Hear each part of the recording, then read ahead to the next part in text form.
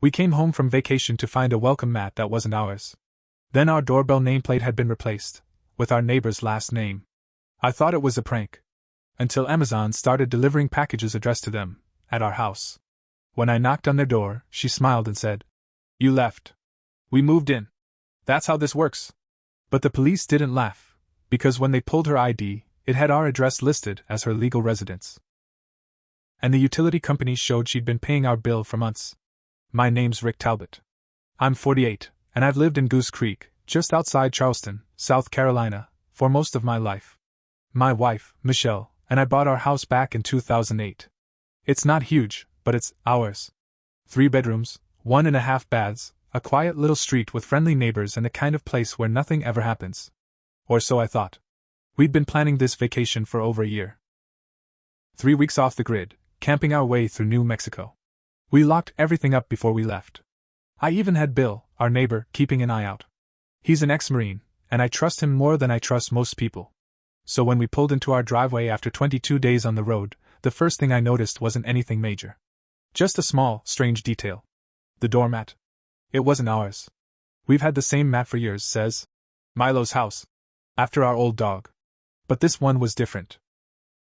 It was one of those cheesy, mass-produced ones. Light blue with pink flowers. Live, laugh, love. Michelle looked at me, confused. Did you order a new one? I shook my head. Nope.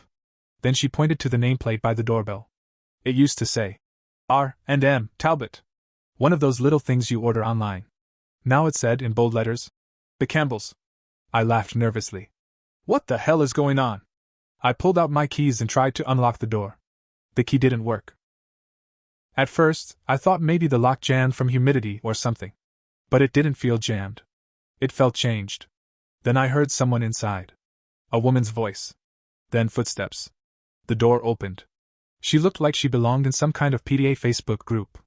Ponytail, leggings, bright red lipstick, holding a plastic tumbler like it had wine in it. Maybe 35, maybe younger. She looked at me like I was the one trespassing. Hi, she said. Calm. Almost friendly. I blinked. Hi. Who are you? She smiled. Janine Campbell. We live here. My stomach dropped. No. We live here. My wife and I. This is our house. She tilted her head like I just told her the sky was green. You left. We moved in. That's how this works. That was her exact wording. And she said it like I should have known. Like it was normal. Michelle stepped up. Excuse me? Where's our furniture? Where's our stuff? Janine didn't flinch. Gone. You were gone a long time. We assumed you weren't coming back. My heart was pounding. You assumed wrong. She stepped back and said, You need to leave. You're trespassing. Then she shut the door in my face. I stood there stunned. I tried calling Bill. No answer. I tried the spare key we'd left with him. That one didn't work either. I called the cops. When the officer arrived, he asked for my ID.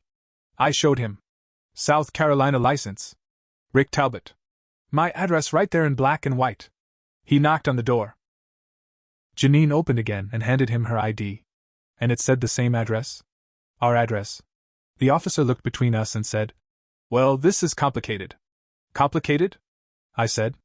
It's my house. He made a few calls. When he came back, he looked uneasy. I spoke to the utility company, he said. They confirmed that Janine Campbell has been paying the bills here since January. It was April. 4 months. Michelle started crying. I just stood there, staring at the woman who'd moved into our house and changed our nameplate like we never existed. I didn't sleep that night. We got a hotel room on the other side of town. Michelle barely said a word. She just sat on the bed, scrolling through her phone, trying to understand what happened. I was on my laptop, digging through old emails, trying to find anything, that might explain how a stranger could move into our house while we were gone. That night I called Bill again. This time, he picked up. Rick? He said. You back? I swallowed hard. Yeah.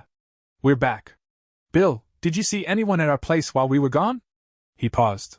What are you talking about? I explained everything. The mat. The nameplate. Janine Campbell. How she claimed she lived there. And then Bill said something I'll never forget. I thought you sold the place. What? That woman came by about 2 weeks after you left. Said she was the new owner. She had some guy with her, a boyfriend maybe? They had keys. Movers. I figured you guys just didn't tell me. My jaw dropped. Why the hell would we sell our house without saying anything? I don't know, Rick. I thought maybe you got a new place. People don't always talk about everything. He sounded guilty. Like he realized he screwed up. I didn't yell at him. I wanted to. But I needed him on my side now. Do you remember the moving truck company? Anything about the guy she brought? I think the truck said Palmetto Hall and Move. But I'm not sure. It was something. The next day, I called a lawyer. We filed a police report. But because Janine had documentation, utilities ID with the address, the case wasn't open and shut. The cops treated it like a civil dispute. They told me I'd need to go through the court system. We also contacted the county property office. I was sure our deed would clear things up. I had the paperwork in a fireproof safe, inside the house. Michelle and I had scanned versions. The deed still listed us as the owners. No sale. No transfer. So how the hell did she have bills in her name? That's when I started doing some digging on Janine Campbell. I searched her name, and after hours of scrolling, I found a link to a complaint thread on a local HOA site from Columbia, South Carolina. Someone mentioned a Janine Campbell, who moved into a vacant house and claimed she bought it, but had no proof. She'd done this before. I called the guy who made the post. He remembered her. Said she'd lived in the house for over 2 months before the real owners showed up. She vanished before the police could press charges. They had no idea where she went. She was a squatter. A professional one. She'd figured out how to game the system. Move into houses while people were away. Change the locks. Get utility bills in her name. Stay just long enough to avoid getting arrested. And now she had chosen us. We hired a lawyer named Calvin Gray. Small-time guy, but tough. The kind who didn't smile much and had a voice like gravel. He reviewed everything, our deed, utility statements, the police report. This isn't a new scam, he said. But it's getting more common. People like her know how to slip through the cracks. How do we get her out? I asked. You'll have to file for an unlawful detainer. Basically, an eviction. Even though it's your house. Michelle looked at him like he was crazy. You mean we have to evict her from our house? Welcome to the American legal system. It could take weeks. Maybe months if she fought it. Meanwhile, we were stuck in a cheap hotel, and that woman was living in our home, probably sleeping in our bed. I was beyond furious. But then something weird happened. We started getting packages. They were delivered to the hotel, Amazon boxes. All addressed to Janine Campbell, using our name as the shipping address. Somehow, she'd left our old Amazon account connected to our saved address. I guess she figured we'd be gone longer. Maybe forever. But she was still using our Amazon Prime. That gave me an idea. I logged in. She hadn't changed the password. I looked at her order history. It was full of strange items. Mostly harmless, yoga mats, bath bombs, weird detox teas. But then I saw an order placed just a few days earlier. Lockpicking tools. My stomach twisted. She hadn't just changed the locks. She'd probably broken in. Or planned to break into someone else's place next. And then, even stranger, I saw another address. She had a wish list set to public. And it was linked to a mailing address in Savannah, Georgia. I clicked through. The name wasn't hers. It was a man's name. Zachary Kane. There was a note. Delivered discreetly. I googled the name. Nothing solid. But the address matched a property listed as vacant. I started thinking, what if this guy was her partner? Or worse. What if she wasn't working alone? I brought this to Calvin. He raised an eyebrow. This changes things? He said. If she's running a scam ring, I might be able to bring in a private investigator. I agreed. We needed more. 3 days later, the PI came back with gold. Not only was Janine Campbell not her real name, she had 3 aliases. Real name? Maggie Warner. She had warrants in 2 states. Fraud, identity theft, even elder abuse. She targeted homes owned by older couples or families who traveled often. She'd used forged documents before. Set up utility accounts with stolen IDs. And she had a pattern, stayed just long enough to establish residency, then vanished before the eviction came down. Except this time, she'd made a mistake. She hadn't vanished. And I wasn't backing off. Once we knew her real name, Maggie Warner, we called the police again. This time, with the new info from the PI. At first, they were skeptical. But once we handed over the printed reports, the screenshots, the fake Amazon deliveries, and the old complaint from Colombia, the tone changed. A detective from the fraud unit got involved. His name was Lowe. He looked like he'd seen it all before. After reading the PI's file, he muttered, "You're not her first rodeo. But maybe you'll be her last." They couldn't arrest her right away, not without catching her in the act of something criminal. But Lowe had a plan. He wanted to nail her for identity theft and breaking and entering. He told us to stay out of it. I didn't listen. I was too angry. I couldn't sit in a hotel room while that woman used my fridge, maybe slept on the couch where my dog used to lay. So I made a choice I shouldn't have made.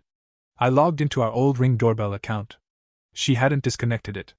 I could see her, walking in and out, sometimes in a bathrobe.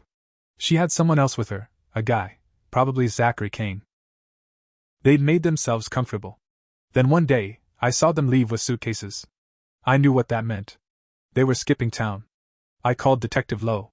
He said he'd send a patrol, but they might already be gone. I didn't wait. I drove straight to the house. The garage was open. Their car was still there. I pulled in behind it to block them in. I wasn't thinking clearly. I just knew this was my chance. I rang the bell. No answer. I rang again, harder. The door opened. It wasn't Janine. It was Zachary. He looked confused, maybe high. "What the hell, man?" I pushed past him. Michelle had warned me not to go in.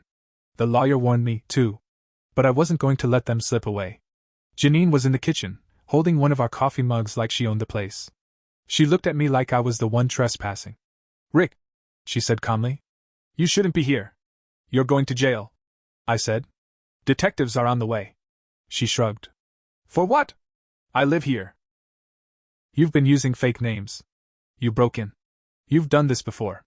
She put the mug down. Her voice changed. "No more fake politeness. You left the house. You disappeared. I paid the bills. That's how it works.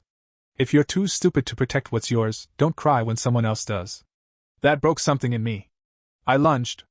Zachary tried to hold me back. I shoved him into the counter. Janine screamed.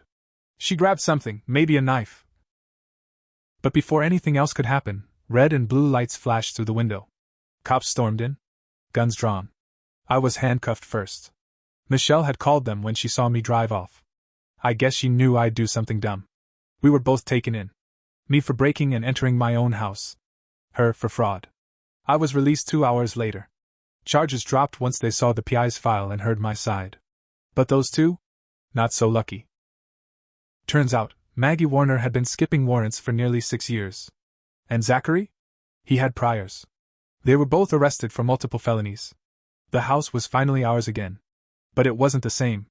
They'd sold a bunch of our stuff. Photos. Furniture. My dad's old army jacket was gone. We had to replace everything. And here's the thing that still haunts me, I made a mistake too. I got too angry. I didn't wait for justice.